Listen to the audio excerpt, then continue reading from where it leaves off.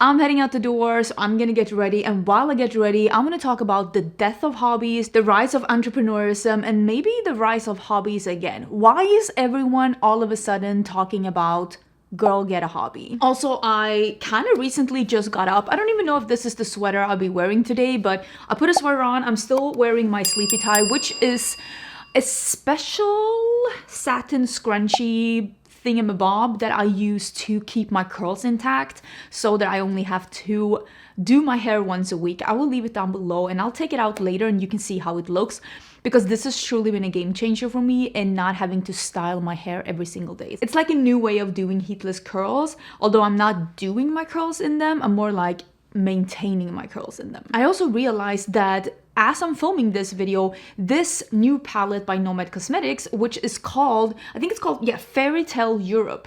This palette has not been announced as I'm filming this video, and I'm actually gonna have a dedicated video on this one that's already live on my channel, and we'll leave a link to that down below in case you wanna see more about this palette. But I realized that as this video is going live, this palette has already been like revealed. It's being released tomorrow, on Tuesday, as you're watching this or as this is going up. So if you're interested in this one, I'll leave some info down below about this one as well. You can use my code Angelica and get 10% off when this one is launching, or any other things at Nomad Cosmetics as well. I just thought that I could sneak in an extra look with this one because when I saw this palette, I was just so incredibly intrigued by it. So we're gonna do another look with that palette. And if you wanna see more about that palette, I will leave a link to the dedicated video that I will have already had up once this video is going up. I know that was not part of what we were going to talk about today, but here we are. So I am going to be using a bunch of products that I really enjoy. I think the only thing that's like a new product here that I haven't really like already talked about is going to be that Nomad one. And I also have a new product that I bought so long ago from it's called Thrive Cosmetics. And I will be using that one as well. And I bought it, but I never used it. And I love this foundation stick by Colourpop. Ooh, actually, I should go and wet and sponge. And then we can talk about hobbies. I have so many thoughts. As someone who's always had hobbies, I have so many thoughts about this new discourse. Why is everybody talking about hobbies? For the longest time, and I don't know exactly, I'm guessing this is a early 2010 kind of a thing, we had this rise of everybody wanting to be an entrepreneur, and I just saw, as someone who does spend a lot of time on social media, because social media is my work, it's my job, we saw a lot of monetize your hobby, make money on your hobby, don't just do it for fun, make sure you're making some money, how to have different side hustles. And it was always all the side hustles, or all the way to diversify your income. You know, we were all just girl bossing a little bit too close to the sun, and it was all about making the most of your time and not just carelessly doing things because they're fun, always keeping in the back of our mind, how can I monetize this? If not now, in the future. Like, how could this become something that could make me money in the future?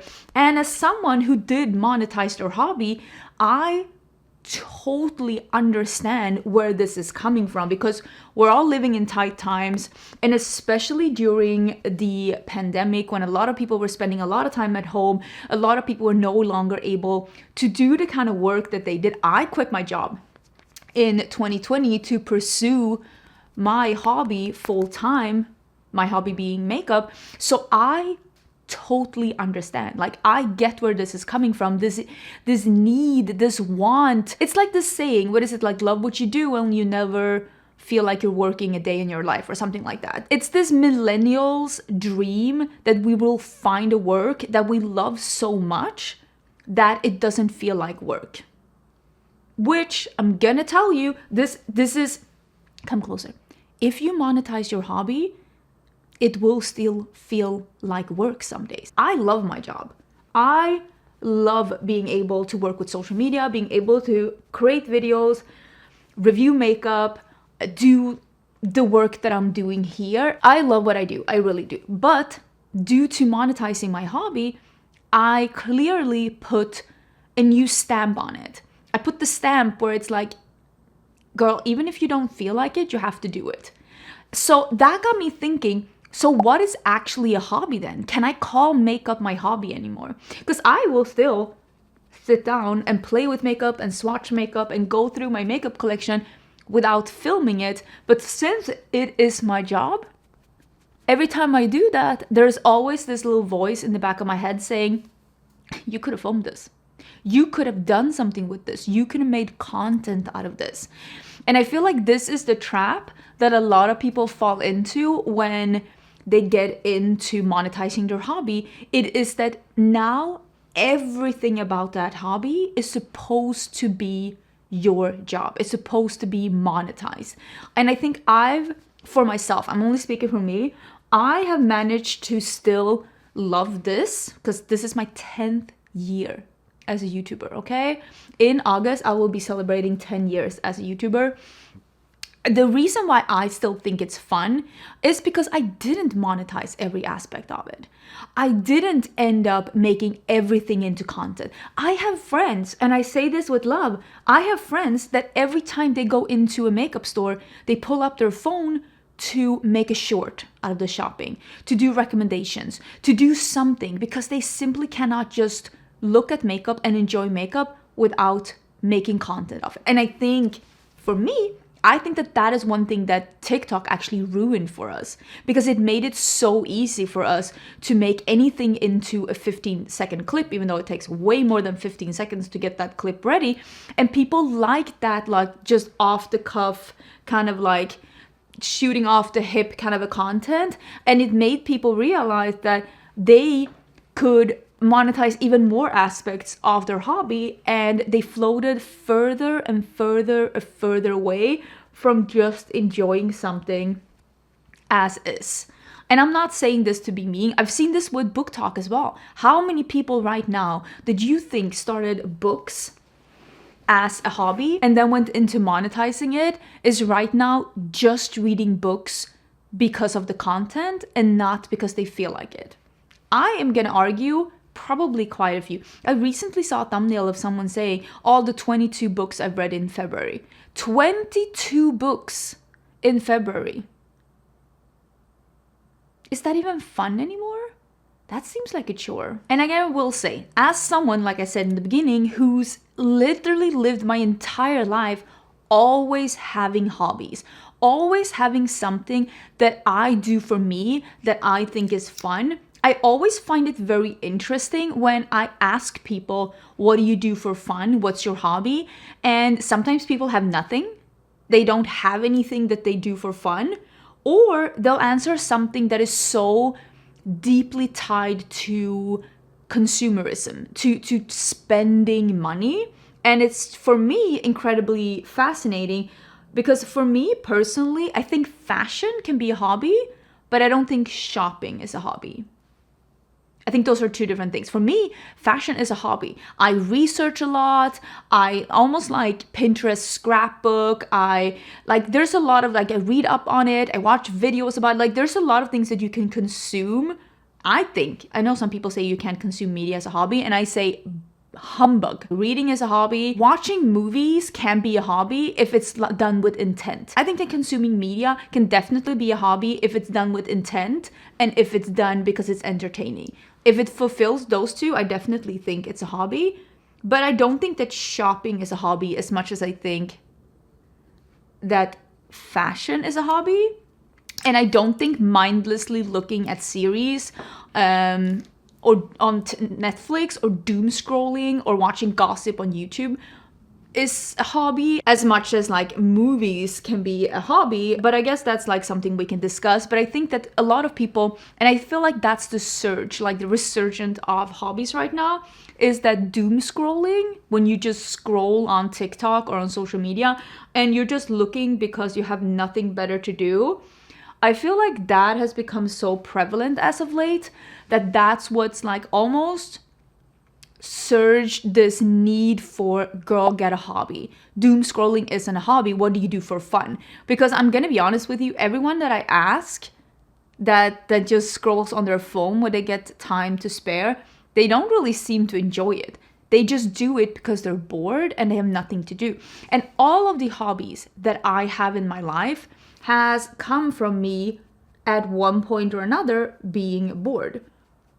I have had hobbies that have come and gone. My entire life, reading has been a hobby. Love reading books.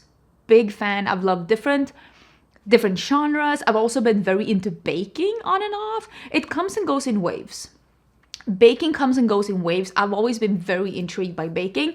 I wish I was into like knitting and sewing and stuff like that, because it seems like such a fun hobby. But every time I try, I just never like it, and it feels more like a chore than like a hobby. And I've also been very into computer gaming. And I know some people are like, oh, but computer gaming, that's just like doom scrolling, or that's just like watching a TV show. But like, you're active in a computer. The difference between watching a show and playing a computer game is the activeness. You are active in a computer game. You are active in a console game even. And again, it comes into the, are you doing it with some kind of intent, and are you enjoying it? And I definitely think that there is a lot of entertainment and intent coming from computer gaming, as someone who's had that for a hobby my entire life. I also almost want to say that a hobby is also about finding community, which you definitely can find within gaming for sure. Because I see a lot of people saying with gaming, they're like, oh, but you're just sitting alone at home gaming. Don't you want to do something with people? But a lot of games are with people, and it just comes from, I'm gonna say it, it comes a little bit from ignorance, like not fully understanding what the whole concept is about. So what really is a hobby then? I will say, again, would say a hobby is something that you do somewhat with intent, that you do for entertainment, and that someone has a community around it. Or I feel like a lot of hobbies become better because of the community around it. And it could be something like collecting. And I feel like collecting is one of those things where it's like, is it consumerism driven, or is it collecting like you're going to different fairs and conventions and you're like exchanging things with each other? Because I feel like people collecting coins or stamps, or I know people that have been collecting stuff and they go to places and they change with each other to, you know, it's a community. But then we have people collecting Stanley Cups, and it's more about just buying all the Stanley Cups. There's no community around it other than watching other people's TikToks about all of their Stanley Cups. And maybe that's, again, me talking from ignorance, like not understanding it. But I definitely feel like collecting can be a hobby. But I also don't know at what point is it just the trend of today, like this month's trend, that you're collecting. Are you collecting like hydro flasks to then be collecting Stanley Cups, to then be collecting whatever other water bottle is coming after? Is it just the trend right now? And is it more about the consumerism, about buying into the current trend? Or is it something that you've been cultivating for a bit? Because I feel, and this is me going to be talking about like how I feel about this trend that had been going on about the go get a hobby, this like complex about people realizing that they don't do anything for fun except scrolling on TikTok. So personally, it makes me a little sad to see people using consumerism as their hobby, because I don't really know if I feel like that's what a hobby like really is supposed to be. Just you like spending money. Is that the hobby? Finding ways to spend the money that you made? Because a hobby can be expensive, and there are different kind of tax brackets for different kind of hobbies. And there's also a lot of snootiness around hobbies. I even saw some videos, and when I was starting to see that I was getting so many recommendations about videos about hobbies. So my friend Samantha did one. I got recommendations for so many other videos. I started realizing that some of them were a little snooty. You know, play tennis, start horseback riding, get into oil painting. And it's like, girl, those are expensive hobbies. Those are expensive hobbies. And there are less expensive hobbies that you could get into. Like playing with the makeup you already have, reading books at the library, doing more affordable bakes. Like there are so many, like baking could literally save you money if you start getting into baking bread, for example. There are so many more affordable hobbies you can get into. But I also feel like hobbies have gone into almost like this this indicator of how well off you are. Can you afford to start a hobby? Do you have the time to start a hobby? Because in this day and age, having a hobby, it almost indicates that you could take that extra time and do something just for you instead of getting a second job.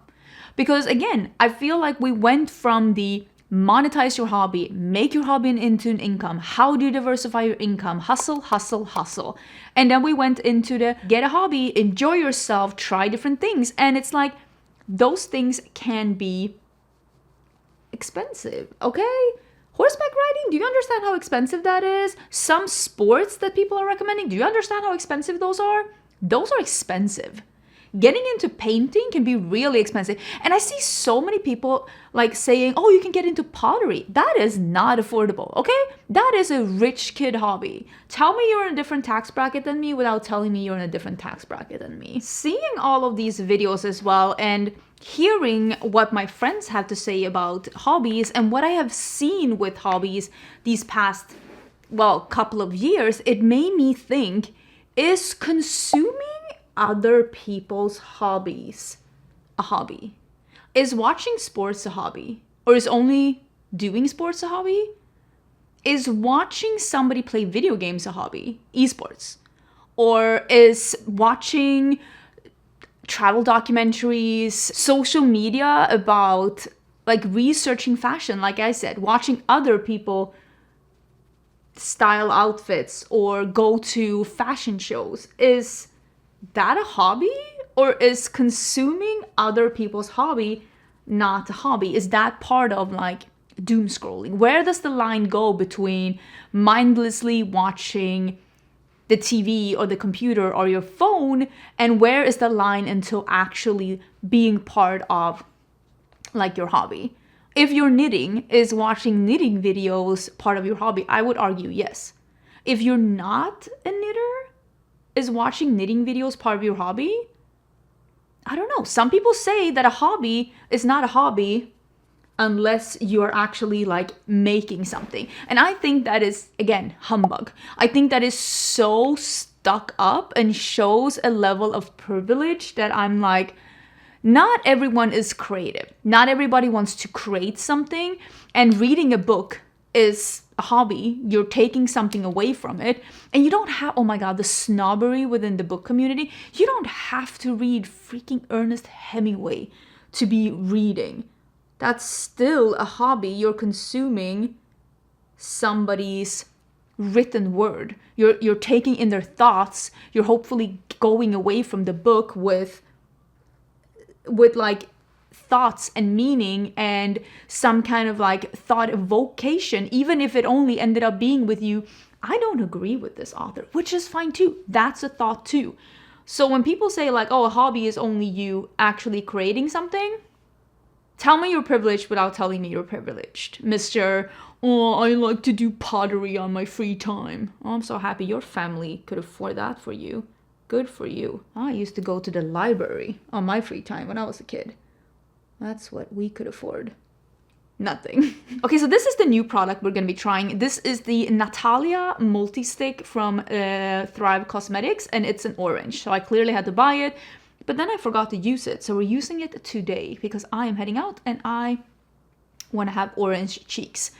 I feel like the rise in hobbies right now is coming, like I said, from this intense backlash of people literally not doing anything on their free time except doom scrolling. And when people are asking them, what do you do for fun? Because we always we want to identify people. We want to put them into a folder. We want to categorize people. What kind of person are you? So we ask them, where are you from? What do you do for a living? And what do you do for fun? And when you don't have anything to answer for what you do for fun, it kind of puts you in a corner when you're in danger to be categorized as boring. This girl has no interests. This person has nothing to talk about except, have you seen this thing on TikTok? Which, I will be honest, a bunch of the people that I have hung out with, either friends or acquaintances at events and stuff, we either talk about our job or we talk about, have you seen this thing on social media? And I don't necessarily know if I even think that there's anything wrong with that. I don't think that that makes you a boring person. But I think, oh, there's glitter here. But I think the fear of being perceived as a vapid, boring person has gotten people to realize I need to have something that categorizes me in a slot that's not boring and predictable and just vapid and looking at social media. I don't want to be the doom scroller. I want to be like, oh, she does pottery, she does horseback riding, she does badminton, she reads, she collects coins. You need to have something about yourself that makes you easier to categorize as intriguing and interesting and have something to talk about at dinner that is not, did you see this TikTok? And also I feel like, and this goes back into something totally different, but the rise of micro trends when it comes to social media, and I'm speaking, let me see, I think I'm gonna use this liquid highlighter from Urban Decay. The rise of micro trends when it comes to fashion, and then now what we are seeing in fashion is this rise in finding your personal style, which I honestly is like, you don't just find your personal style. It kind of finds you. I kind of almost want to do a video about that as well. But when you're jumping from micro trend to micro trend when it comes to fashion, you're kind of missing, like, how do you find your personal style? Your personal style usually finds you out in the world when you are doing the things that define you.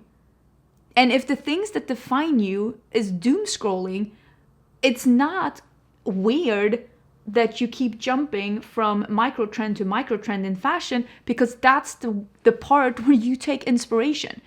If you are into skateboarding, it's not weird if your personal style is that of someone who's into skateboarding. And this goes with a lot of different things. I don't know, like my personal style, I like retro clothes a lot. I'm not into thrifting. I know for a lot of people, thrifting in itself is like a hobby. I don't like thrifting, but I like retro clothes. I would love for someone to thrift for me. That would be my absolute dream. I just don't enjoy the act of thrifting. But that has taken me years of realizing that I appreciate old decor, old things, and old clothes for me to realize that the kind of clothes that I feel happy in are the ones that almost feel a little retro in cut, a little retro in material, a little retro in details and in patterns and in colors. And that has seeped through my home decor and the kind of art that I put on my walls and a lot of different things. But your personal style, you can't just find it by looking at social media. And I almost feel like now people have been attacking personal style through I can be an office siren, even though they don't work in an office. I can be a mafia. There was this mafia thingamabob, like mafia boss, babe, girl, wife. What was it? Even though they're not in the mafia, thank God. And then cottagecore, even though they're living in a flat in Brooklyn. There were so many different like micro trends that people were jumping on. And now I think people realized, wait, it has to come from the other way. My style comes from my hobbies, but I have no hobbies, so I need to go get myself a hobby. And now I see people attack the problem of hobbies the same way that they were attacking the problem of personal style. It's just like they're trying all of them on for size without actually maybe sitting down to be like, it has to be something that I like.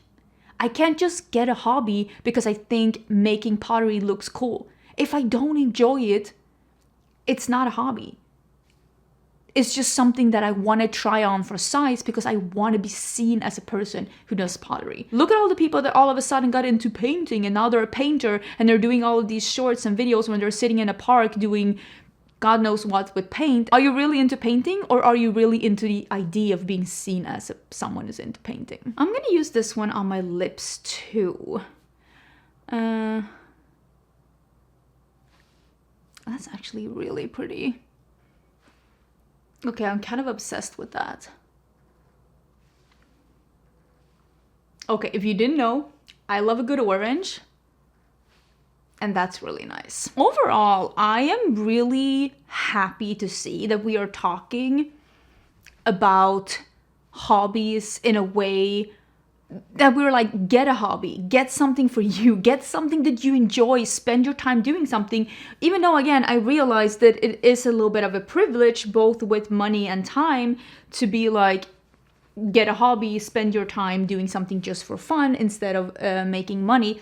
But it is a nice step away from that girl boss like theories that we had before, where every time, literally every time you mentioned that you enjoy doing something, someone was there being like, you should monetize that. Every time I tell people I love computer gaming, there's probably gonna be one in the comments down here. You can go look for it. You should start streaming. I would love watching you play video games, but I don't want that.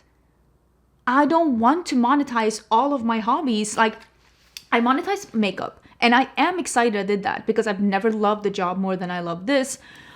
But I don't want to monetize more of my hobbies. I don't want to make them into a job. I have a second channel where I talk about books, and I am deliberately putting that to be extremely casual. Because I don't want books to feel like a chore. Books, reading, and computer games and fashion are 3 things that I do for me. That I do when I have some time to spend. When I have some time where I'm like, I don't need to work right now. I'm not leaving the house. Like, I'm not doing anything special. I'll pull up a book and I'll read for half an hour. I'll play some video games. I'll start looking at fashion or clothes, or I'll start looking through my closet.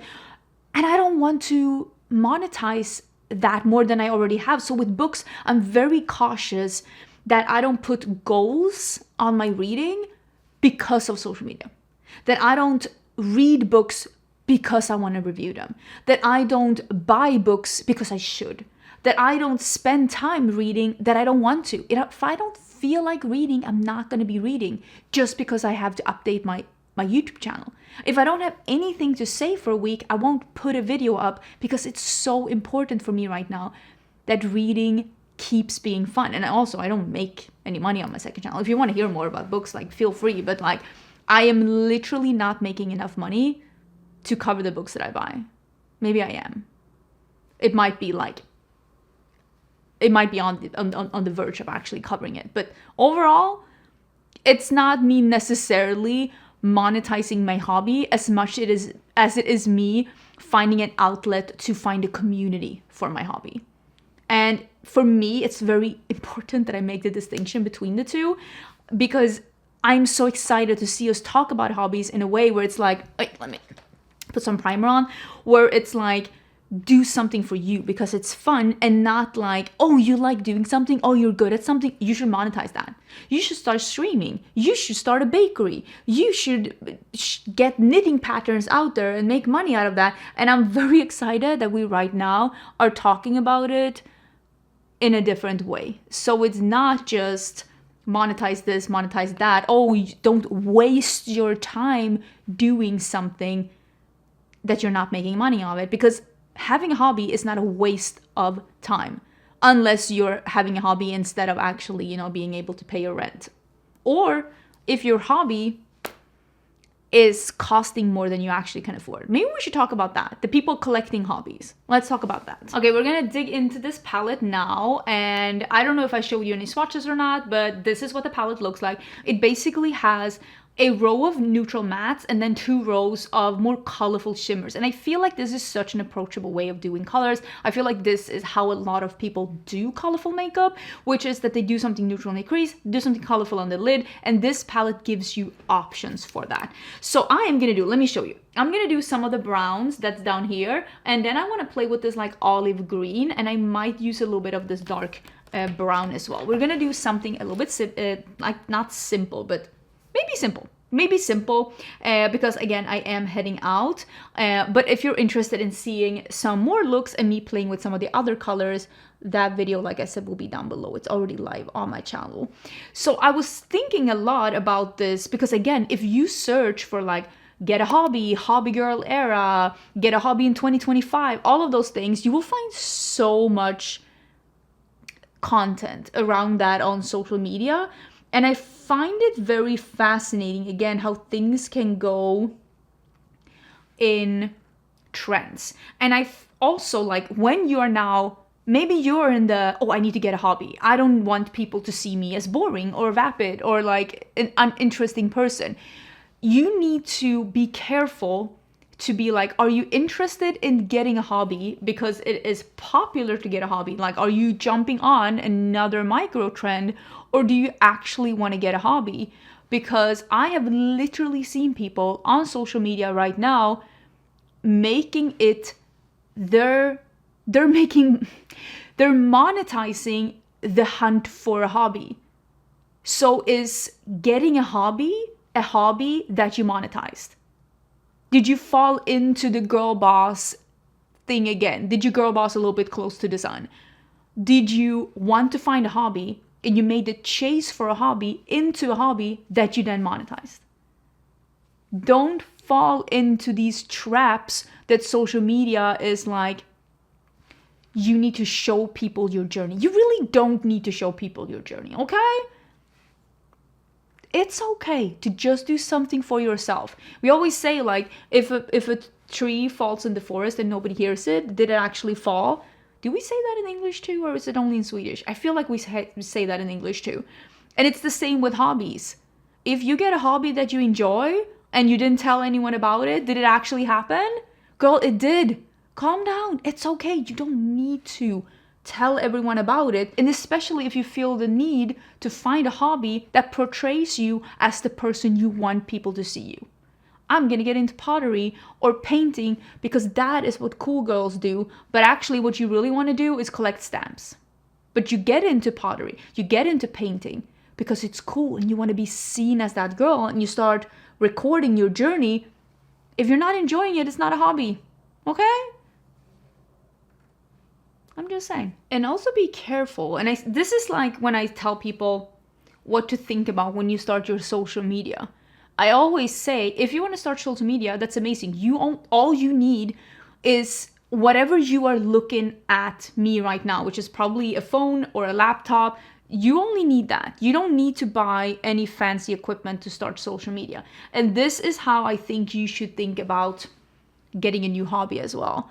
If getting a new hobby is another way for you to be shopping for things for a new hobby, and I know people like this. They literally have a hobby closet at home that is just filled with equipment for all the hobbies they were trying on for size that they didn't end up liking. Make sure that your hobby is not preparing for a new hobby, shopping for a new hobby, and imagining yourself being this person that has this hobby. Because again, then your hobby is shopping. It's not actually you trying to find a hobby. And like I said before, I don't even know if consumerism in itself is a hobby. Finding a hobby should be a little bit more organic than that. You don't have to buy any equipment for most of the hobbies. There are always affordable ways to try out a new hobby if you want to try it out for size. If you see people doing pottery, don't be going out buying a bunch of stuff to start at home. Attend a weekend class and see if it's for you. Don't even sign up for a full freaking semester. Do one class. You might realize, you know what, this wasn't that fun. They look super cool and I want to be a cool girl, but I didn't enjoy myself. If you want to get into reading because you're seeing this discourse about a lot of people reading and you're seeing all these like home libraries, I grew up in a household that owned a lot of books. My mom used to have literally a library when I grew up. Even though we were not very well off, buying books was definitely one of the things that we bought. But I used to go to the library a lot because I kind of quickly finished the books that my mom had and just started like venturing out to different kinds of books at the library. But you don't have to start with buying a bookcase and buying all of these popular books to figure out if reading is something for you. Because I feel like it's very, very easy to fall into hobby hunting as a hobby over actually trying to find a hobby. And that's, again, where you need to be honest with yourself. Am I actually looking for a hobby? Or am I just excited to find another excuse to spend money? Be honest with yourself. Okay, so this is the olive green that's called Prince Charming. I'm gonna spritz it, and we are gonna put this one on the lid. Ooh, that's really, really nice. So please tell me, what do you do for fun? Have you been bitten by this new discourse of trying to find a hobby? Is there a reason why you have the hobby that you have? Had you had it for a long time? Or have you recently switched? Are you like me, where you have several hobbies, but they kind of come and go? Like I said with baking, I have had times in my life where I'd literally baked 4 times a week. And right now, I bake maybe once a month. And actually, recently, speaking of baking, me and my husband actually went to the grocery store yesterday to buy some ingredients because we had both found one recipe each that we really wanted to try. I'm gonna bake banana blondies, and my husband is gonna bake, I think he wanted to bake like classic Swedish buns, not the glazed one in the US. I'm sorry. I'm sure they're great, but they're not as great as Swedish buns. Okay, this is just speaking for someone who's used to Swedish buns. But he wants to make Swedish vanilla buns, and he found this recipe that he wanted to try. So, and my husband is very much into cooking and baking. He loves trying out different recipes and doing things from scratch. That's like something that he really, really, really, really loves. Okay, let me do magic spell. But having different hobbies, again, it comes down to you might not be able to actually afford the hobby that you would love to have. Or you might not have time to pursue the hobby that you really want to have. Oh, that is so pretty together. So you might end up having to pursue something that is fun and relaxing, that is within your price range, or that is within your time range that you have. If you could freely choose a hobby, something that could be your thing, what would it be if time and knowledge and money wasn't a problem? What would I pursue? Sailing. I mean, that's literally the most old money thing you ever heard me say on this channel, but I always thought it looked so fun and exciting, and like one of those hobbies that could be relaxing, but it could also be like really thrilling and fun. And I would love to be a person who sailed, but I can't afford to take up sailing. I don't even live close to the ocean. I never have. I don't even live close to a big like a lake that you can sail on. I never have. And I don't know anyone who knows sailing. So having knowledge within, I feel like I got like this little bump thing here. Having knowledge, like for instance, if you have a father that's into horseback riding, it's very much easier for you to get into horseback riding because you already have the knowledge and maybe even the means and the horses around you to be able to take something like that up. If you are into golfing and your family member already has golf clubs, like this makes it a whole lot easier and less expensive. But taking up a hobby on your own, like me, I would love to learn sailing. I don't live close to the ocean. I don't know a single person that knows anything about sailing. Starting from scratch, that's expensive and that is time consuming. What would you do if that was not an object? If you could just take up any kind of hobby? I would love to learn that. And I actually know that my husband would love to learn that too. If we ever live close to the ocean in the future, maybe we will. Maybe we will. I'm gonna use the one. It's called, what is it called? Alcázar de Segovia. Am I saying that correctly? I think it's a castle in Europe, I'm gonna guess. I'm gonna use that one as an inner corner highlight. You can see I did something more neutral with this palette. Something that's a little bit more not as wild, because you look at this palette, you're like, wow, that's a wild palette, but I like being able to showcase that you can go in different directions with a palette.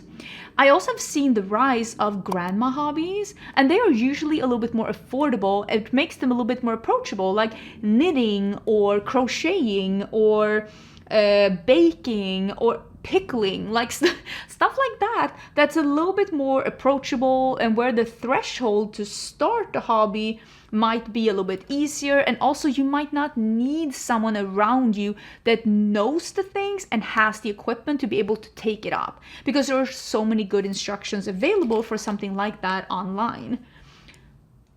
I wish I was into pickling and knitting and sewing. Oh, I would love to be into that, but I really am not. I really like how this looks.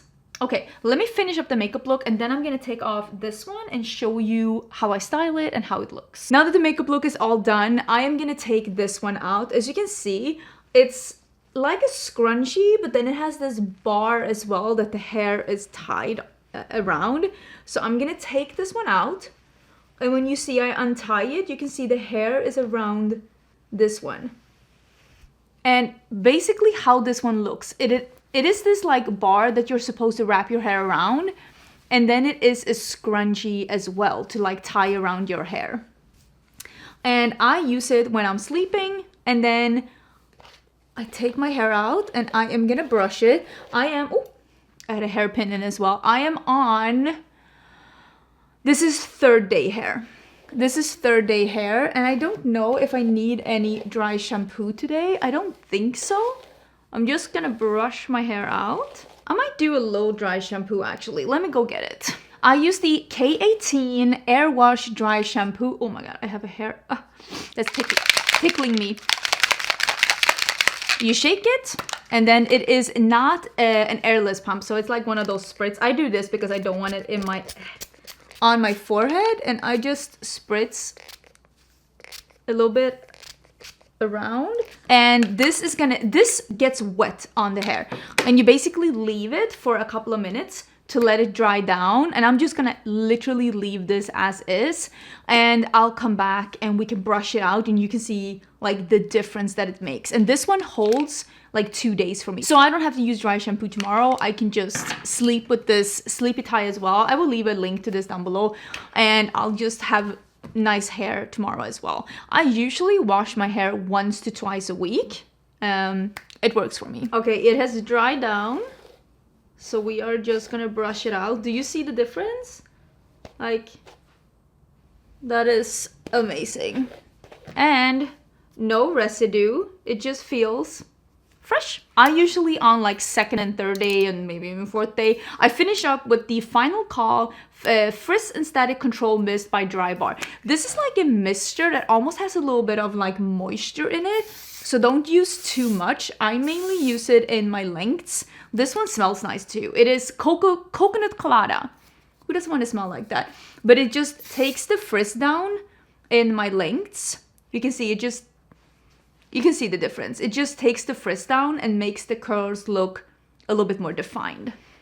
And that's my hair. I'm gonna take it behind my ears because that's probably how I'm gonna be wearing it. But can you believe that literally took out my hair tie that I've been sleeping in, and this is my hair on day 3. So again, this sounds like an ad. Literally pay me. Pay me. I'll do an ad for you. Love this product. I will link it down below, including the 2 hair products that I actually did use. So what is the whole point with this video? I just want to maybe alert you to that there is a trend right now about stop the doom scrolling, get a hobby, just take care of yourself, which is great. But also, when you see this, when you see all of these videos coming out now, remind yourself the trend also is to get a hobby. So make sure you're getting a hobby because you want to get a hobby, because it's something you're interested in. If it stops you from scrolling mindlessly, or maybe watching TV shows that you're not interested in, or listening to gossip podcasts or YouTube videos that doesn't maybe give you something and doesn't maybe even entertain you or make you happier, if you could find something that actually makes you happy, that makes you relaxed, a hobby that could actually like make your life more worth living than it already is, something that creates community for you, even if it is creating a product or not, that is great. But make sure that you are not making the hunt for the perfect hobby your hobby. That is not the point. It is a trend to find a hobby, but make sure that the trend to find a hobby isn't the one that's taking up most of your time. Because trends come and go. And I will say nothing makes me happier than to see people do less of the doom scrolling and just sitting mindlessly watching the For You page on any different platform, because I don't think that that's necessarily good for you in the long run. But I also feel like this hunt to find the thing that perfects your image also isn't good for you. I hope you're having a great day. I am gonna go hang out with my friend. I really love the makeup products. If you're interested in any of the things that I'm talking about, I will leave that in the description box. And I hope that you'll have a great day too. And I'll see you soon. And don't forget to subscribe. Bye.